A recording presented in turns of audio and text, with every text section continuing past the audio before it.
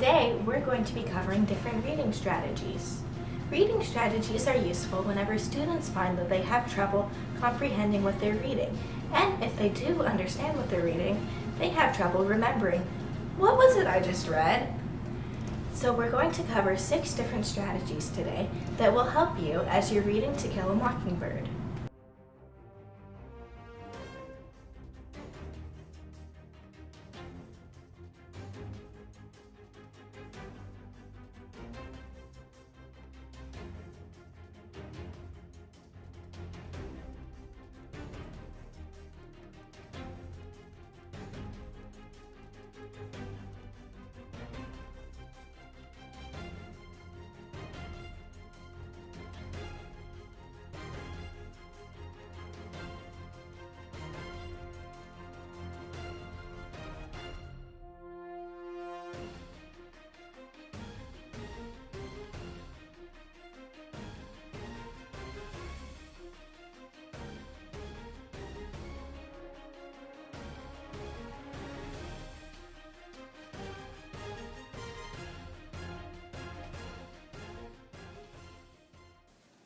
You might now be telling yourself, I don't want to read this novel. I won't understand it, and what I do understand, I'm going to forget.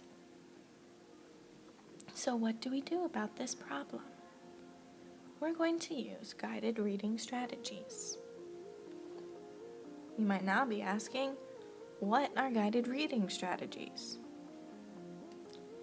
Put simply, they are what good readers use as a self-check of comprehension, understanding, and how they remember events. Okay, so how do we use these? For the purposes of this lesson, we're going to start by visualizing. That means we draw the image that comes to mind as we're reading. The second strategy is to predict or infer what's going to happen next based off of the textual evidence. The third useful way to monitor your understanding of the text is to write down any questions you have while you're reading, such as the who, what, where, when, and why of the plot. Fourth, we need to connect the text with the real world. How does this relate to current events or our personal experiences? Our fifth strategy for comprehension is to evaluate the text. Why is this happening? Why did the author even decide to include this information in the text? Lastly, to help you remember events in the text, it's useful to clarify and summarize the most important occurrences. Now let's practice using these guided reading strategies.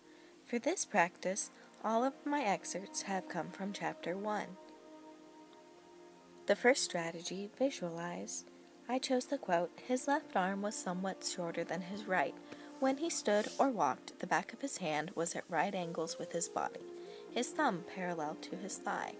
This is from page 1. For the picture, I drew exactly what was described in the text. His right arm is longer, and his left palm forms a 90-degree angle with his body. I made an inference at the part in the text where Dill and Scout are discussing Dill's father. Using my context clues, I came to the conclusion that I think Dill's dad left him and his mom. This is from page 9.